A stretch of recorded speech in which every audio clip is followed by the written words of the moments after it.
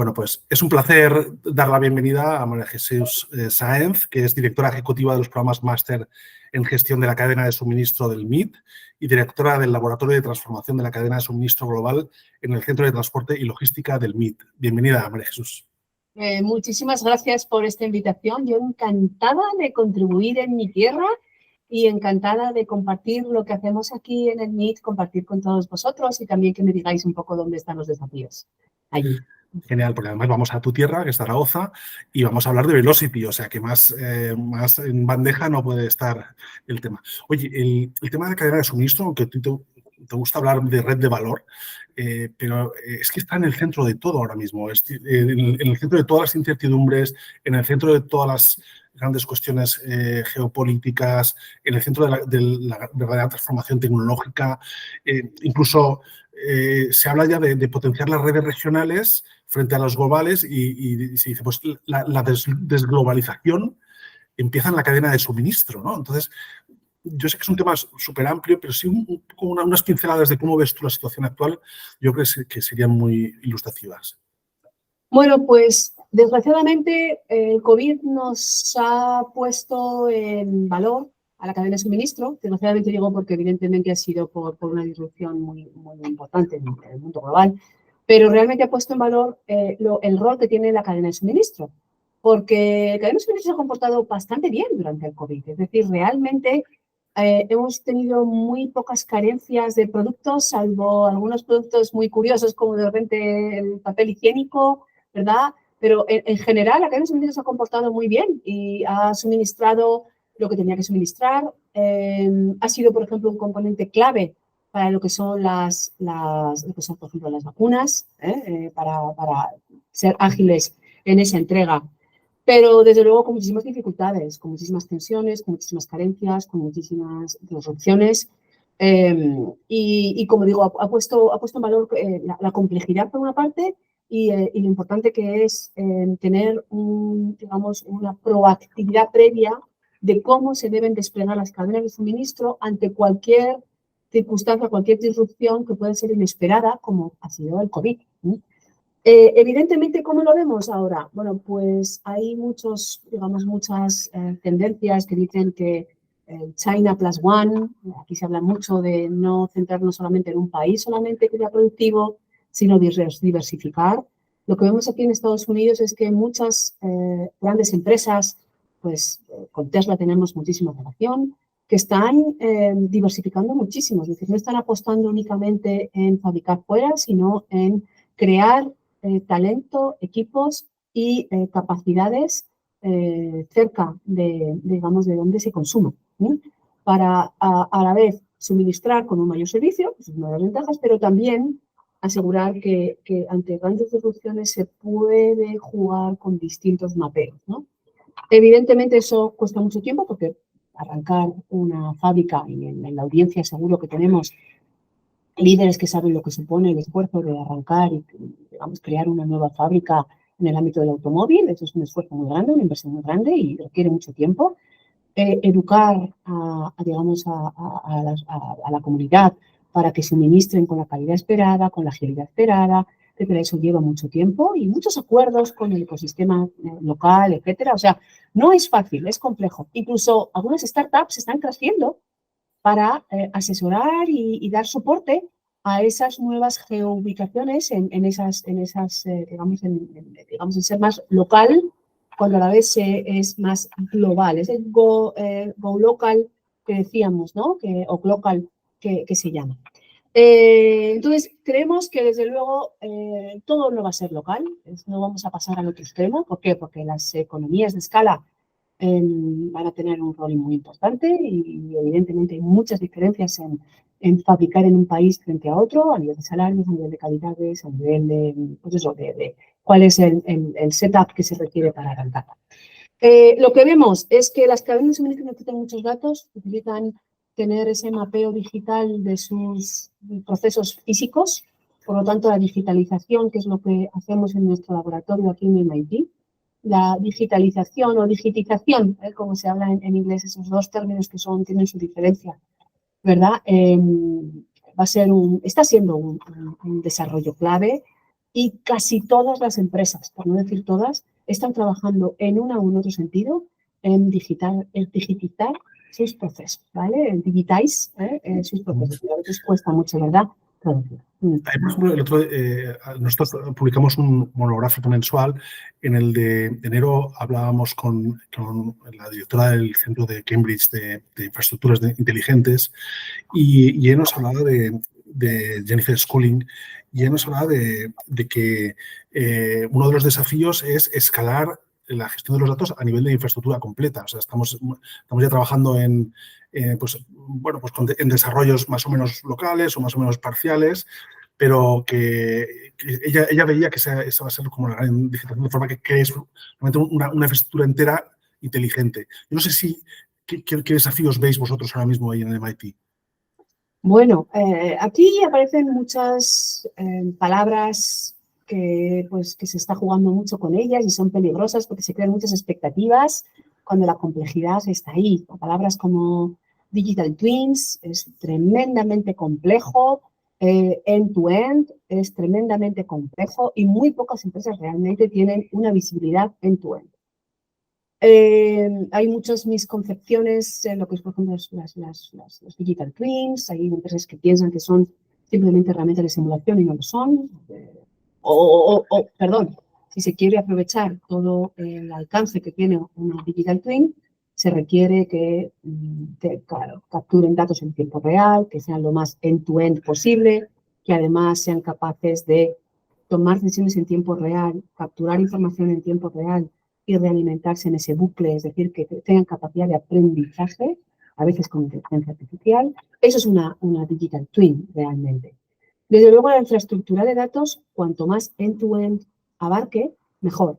¿Por qué? Porque a la larga, tú lo que quieres, si tú tienes una orden, esa orden de pedido, que es lo que trabaja la cadena de suministro, los datos te tienen que ayudar a tener una historia de lo que ha ocurrido con esa orden en el pasado, una orden con los mismos tipos de productos, por ejemplo, qué es lo que está ocurriendo con esa orden en el presente, es decir, cómo se está ejecutando, y el forward loop, es decir, cómo prever en el futuro qué es lo que va a ocurrir con ese tipo de órdenes, porque hay una disrupción o porque se prevé un problema en infraestructura en un puerto, etc.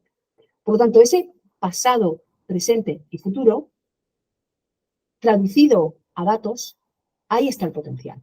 Es decir, donde en todos nuestros en flujos físicos, cuanto más end-to-end mejor, digo end-to-end me refiero al proveedor del proveedor y luego al cliente del cliente, cuanto más end-to-end vayamos y más traducido a datos lo tengamos, pero en esas tres dimensiones, es decir, el histórico de lo que pasó, el presente de cómo se está ejecutando y mirar hacia el futuro de qué escenarios pueden ocurrir, ese es el desafío, pero es la oportunidad. ¿Vale? Y donde realmente las empresas más punteras están trabajando en esa dirección. Es un momento en el que tanto los directivos de la empresa como los responsables públicos tienen que tomar decisiones realmente estratégicas, ¿no? Porque tú comentabas, estos cambios que comentas, verdaderamente son un cambio de paradigma, ¿no? Se habla de que en los nodos de la cadena de valor que se asignaba una cierta lógica lineal, ¿no? En la que lo que hacía el anterior tú ya no lo hacías y no hacías tampoco nada de lo del siguiente. Esto ya está cambiando, ya tenemos que hablar de modelos híbridos, de nodos híbridos, en los que puedes hacer cosas que correspondían a otras partes de la cadena. Los responsables públicos tienen que decidir la estrategia de reindustrialización y todo esto que comentas de volver un poco a lo local iría en esa dirección también, pero al mismo tiempo no podemos caer en un proteccionismo, ¿no? en encerrarnos otra vez en nosotros mismos, ¿no? Ahí, ¿qué aconsejarías tanto al que tiene que tomar decisiones en la empresa como al que tiene que tomar decisiones en el sector público, que al final manejan diferentes planos, pero al final se enfrentan a una misma realidad, ¿no? Transformadora. Sí. Desde luego, lo que yo le recomendaría es ser lo más ágiles posibles, porque evidentemente disrupciones va a seguir habiendo, disrupciones muy profundas, y eso va a ocurrir y nos van a seguir afectando a las cadenas de suministro. Si todo lo medimos con coste, tenemos un problema, porque evidentemente tomar decisiones con coste supone un impacto en servicio y supone un impacto en falta de agilidad. La agilidad o la flexibilidad, como lo queramos llamar, aquí estamos hablando de conceptos que también son muy complejos, cuesta dinero. Cuesta dinero, pero cuanto más datos tengamos para manejar ese equilibrio, ¿vale? Entre cómo soy de eficiente versus cómo despliego mi flexibilidad y agilidad para que ese cost to serve sea lo más beneficioso posible en función del contexto que tengo, ¿vale? Esa es la clave, desde nuestro punto de vista, la clave de todo. Y evidentemente es muy fácil decirlo, pero más complejo es ejecutarlo. Cuanto más datos tengamos para que seamos capaces de, en un tiempo relativamente corto, es decir, en el corto plazo, seamos capaces de predecir cuál va a ser, cómo voy a manejar ese equilibrio entre coste y agilidad. Incluso en el largo plazo, ¿qué puede ocurrir para, digamos, desbalancear frente a uno o a otro? Pues más palancas tendremos.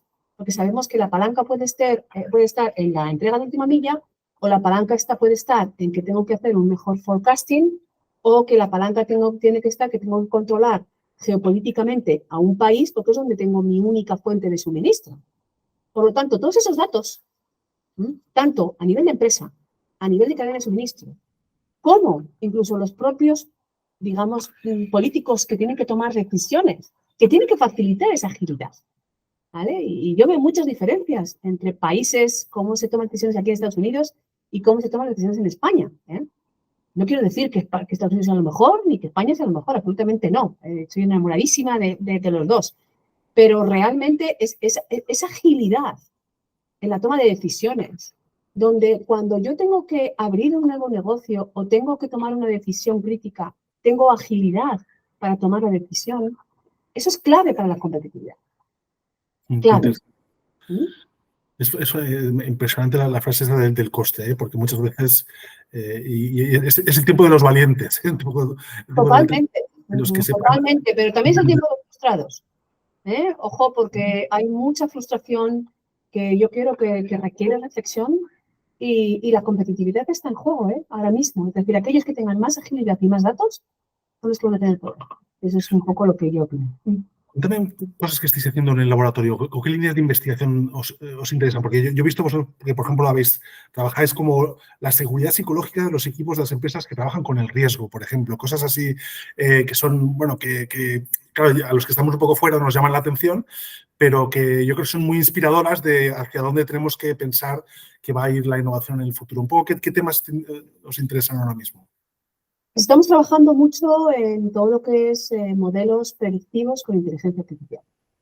Eso es decir, eso que decíamos de traducir tus procesos físicos en datos, tanto el pasado, el presente y el futuro, jugar con esos tres tiempos verbales, esas tres dimensiones, con modelos de inteligencia artificial. Eso es lo que estamos viendo que está dando pues, muy buenos resultados, está ayudando a las empresas a ser más ágiles, a tomar decisiones en el corto y también a prever qué es lo que puede ocurrir en el futuro.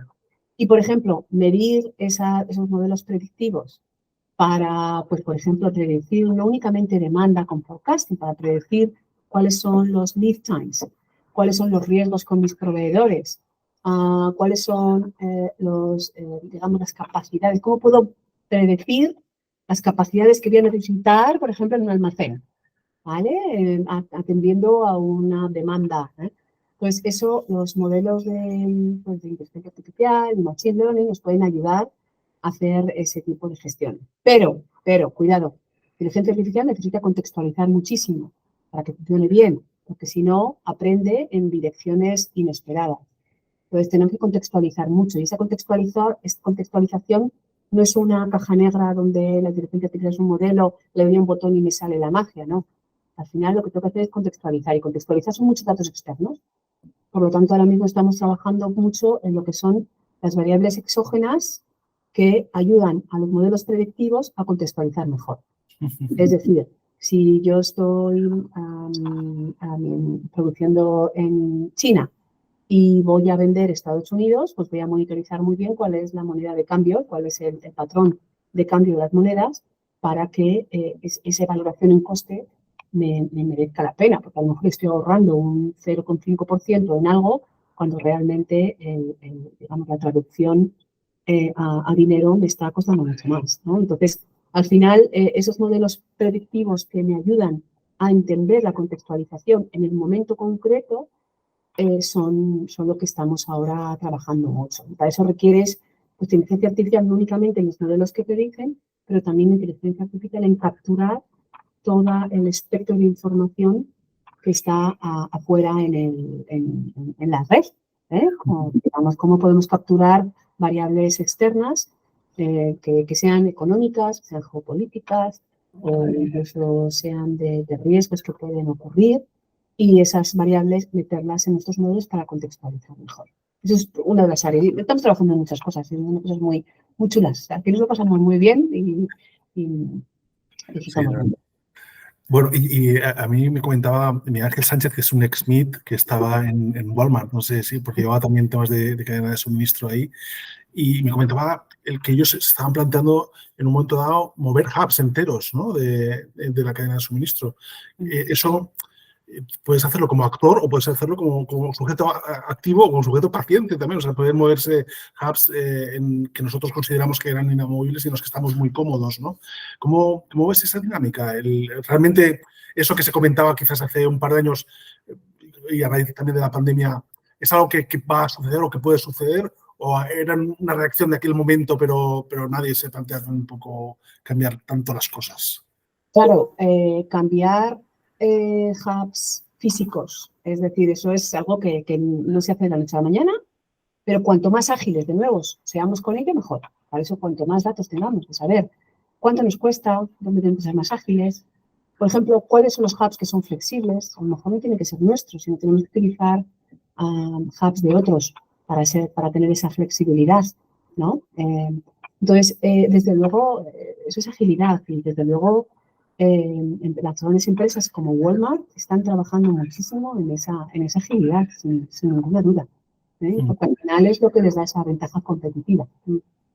Una última cuestión, María Jesús, y de nuevo gracias por habernos dedicado un tiempo previo al evento, en el que es que has estado hablando de muchas cosas que en el evento va a haber muchos que van a levantar la mano porque es que realmente has nombrado cosas que hacen mucha gente del ecosistema, por ejemplo, el tema de los gemelos digitales. Está claro que la inteligencia artificial va a ser dominante y la tenemos que tener muy presente, casi ya como una cuestión sine qua non. Pero ¿qué tecnología o tecnologías crees que pueden este año estallar, digamos, aparecer como importantes? Porque en algunos momentos se ha hablado del blockchain en su momento, se habló de la realidad aumentada y la realidad virtual, se ha hablado de RFID, no sé, es decir, ha habido muchas tecnologías que han aparecido que parecía que iban a condicionar toda la cadena de suministro en un momento dado y, bueno, pues igual que aparecían, desaparecían. No sé si este año tú ya crees que va a haber alguna que va, quizás empujada por la inteligencia artificial, que va a dar un salto adelante. Bueno, has hablado de tecnologías que de nuevo no han demostrado todo su potencial, que son complejas como blockchain, ¿no? Y en la cadena de suministro, en otras áreas sí que pueden impactar. Nosotros aquí creemos que la inteligencia artificial es lo que, en todas sus variantes, la inteligencia artificial no es únicamente ChatGPT o Generative AI,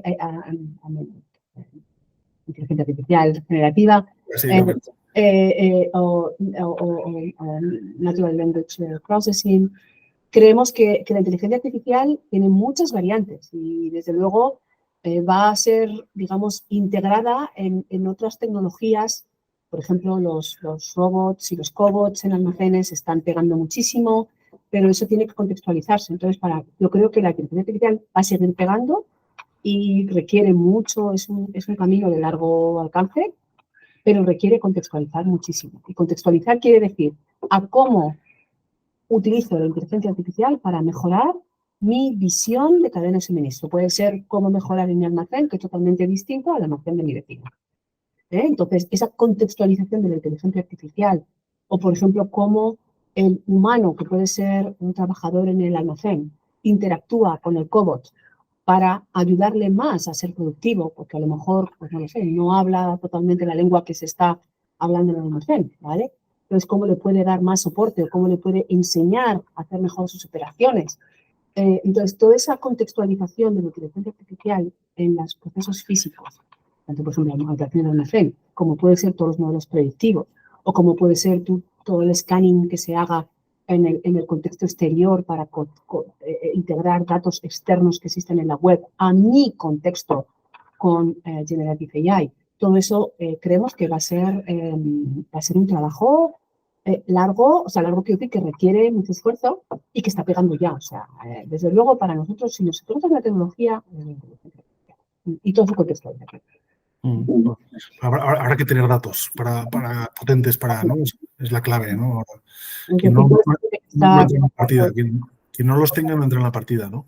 Totalmente. Tiene que ser con la suficiente granularidad, con suficiente frecuencia, con suficiente latency, digamos, cómo se comparte en tiempo real, que también es delicado, ¿no?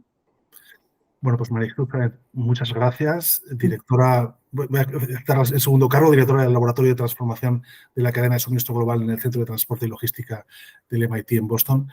Muchas gracias por dedicarnos este tiempo, por anticipar ya algunas líneas de lo que va a ser tu participación en el Collaborate de Zaragoza.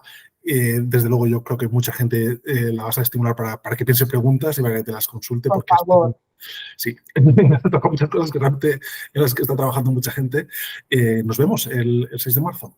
Y qué pena que no pueda estar allí, pero desde luego voy a estar no en cuerpo, pero sí en corazón. Muchas gracias.